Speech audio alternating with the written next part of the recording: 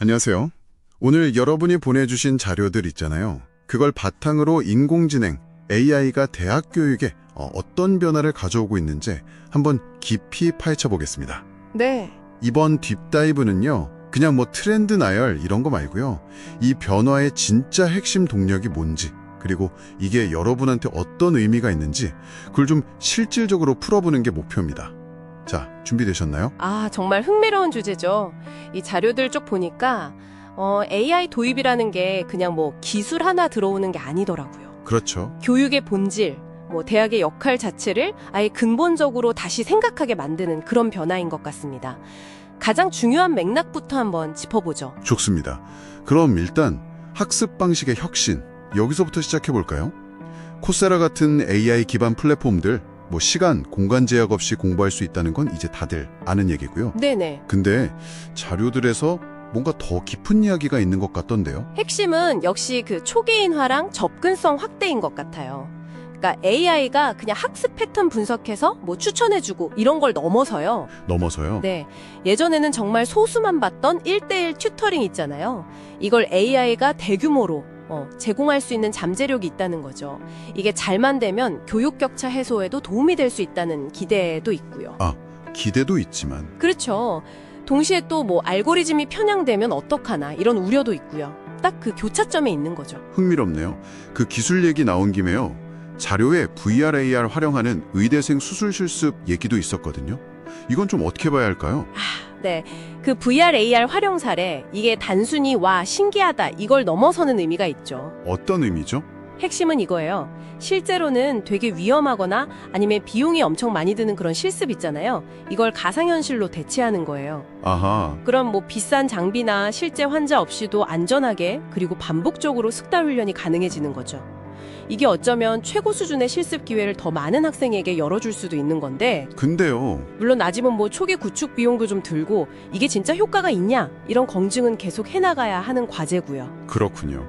확실히 학습 방식이 이렇게 바뀌면 당연히 그 배우는 내용 자체도 달라질 수밖에 없겠네요. 어떤 게 핵심인가요? 맞습니다. 이제는 데이터 분석, 머신러닝, 아니면 그 파이썬이나 R 같은 코딩 언어 있잖아요. 이게 전공 상관없이 새로운 교양처럼 되고 있어요. 교양처럼요? 네. 서울대나 카이스트 같은 데서 AI 융합 전공 만들고 또 비전공자들한테도 기초교육 강화하고 이런 움직임이 딱 그걸 보여주는 거죠.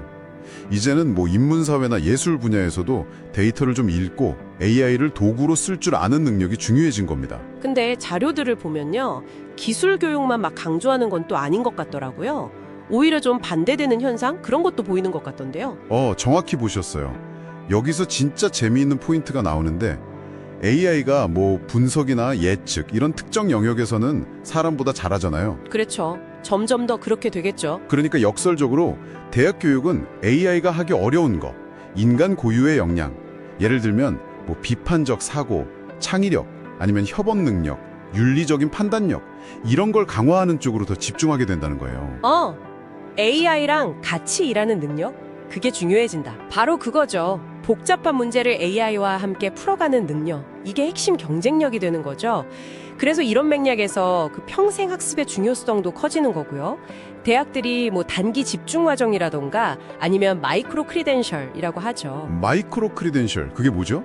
그러니까 특정 기술이나 역량을 딱 인증해주는 작은 자격증 같은 거예요. 이런 좀 유연한 프로그램들을 통해서 졸업한 후에도 계속 역량을 키울 수 있도록 지원하려는 움직임이 커지고 있습니다. 배우는 내용이랑 방식이 바뀌니까 그럼 가르치는 교수님들이나 배우는 학생들 역할도 당연히 달라지겠네요? 그렇죠. AI가 예를 들어 기본적인 강의 전달이나 채점 같은 반복적인 일들을 좀 맡아주면요. 네. 교수님들은 이제 지식 전달자 역할보다는 학생들 프로젝트 지도해주고 좀 더 깊이 있는 토론 이끌어주는 멘토나 코치 역할로 바뀌고 있는 거죠. 멘토나 코치로? 네, 그러다 보니까 자연스럽게 플립드 러닝 같은 거 있잖아요. 학생들이 미리 공부 좀 해오고 수업 시간에는 토론하고 문제 해결하고 이런 학생 주도 학습 모델이 더 확산될 기반이 마련되는 셈이죠. 하긴 기술이 발전하면 항상 그 이면에 생각해 볼 지점들이 있잖아요. 윤리 문제 같은 거요. 네, 맞아요. 그 보내주신 자료들에서도 이 부분을 되게 중요하게 다루고 있더라고요. 딥페이크 문제라던가 아니면 알고리즘이 특정 그룹에 불리하게 작동하는 편향성 문제 같은 거요. 네, 그런 문제들이 실제로 나타나고 있죠. 그렇죠. 그러니까 기술을 만들고 쓰는 데 있어서 윤리적인 책임감이 훨씬 더 강조되는 거죠. 그래서 스탠퍼드 대학처럼 아예 AI 윤리 교육을 필수로 지정하는 대학들도 늘고 있고요. 단순히 기술만 가르치는 게 아니라 그걸 쓰는 사람의 윤리 의식까지 같이 키우려는 시도인 거죠. 듣고 보니 대학 시스템 자체의 변화도 좀 보이는 것 같아요. 특히 산업계하고 관계가 좀 달라지는 것 같던데요. 맞습니다. 대학이랑 산업계 사이에 벽이 좀 허물어지고 있다고 할까요? 삼성전자나 네이버 같은 기업들하고 같이 실제 산업 현장 문제 푸는 그런 프로젝트 기반 학습이라든지 아니면 맞춤형 교육 과정 같은 거 많이 만들고 있어요. 아, 협력이 강화되는 거군요. 네. 더 나아가서 카이스트랑 네이버 재팬처럼 아예 공동연구소를 세워서 연구개발 단계부터 같이 하기도 하고요. 대학이 그냥 상아탑에 머무는 게 아니라 혁신 생태계의 중요한 플레이어로 나서고 있는 거죠. 그리고 이제 글로벌 경쟁도 치열하잖아요. MIT나 스탠포드 같은 데는 자기들 AI 강의를 막 온라인에 무료로 풀어요. 아, 무료로요? 네. 지식도 확산시키고 영향력도 키우려는 거죠. 한국에서도 성균관대, 고려대 이런 것들이 AI 대학원 세우고 인재 양성에 힘쓰고 있고요. 정부에서도 2025년까지 AI 핵심 인재 10만 명 키운다고 대학 지원 늘리고 있죠.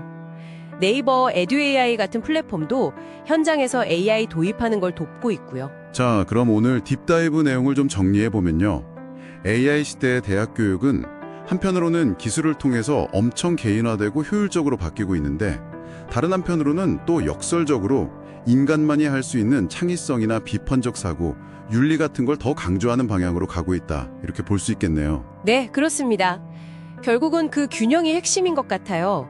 대학이 이제 단순히 지식만 전달하는 곳이 아니라 학생들이 AI라는 이 강력한 도구를 좀 비편적으로 이해하고 또 윤리적으로 잘 활용해서 앞으로 다가올 복잡한 사회 문제들을 창의적으로 풀어나갈 수 있도록 그런 역량을 키워주는 플랫폼으로 바뀌어야 한다는 거죠. 정말 거대한 변화의 물결인데요.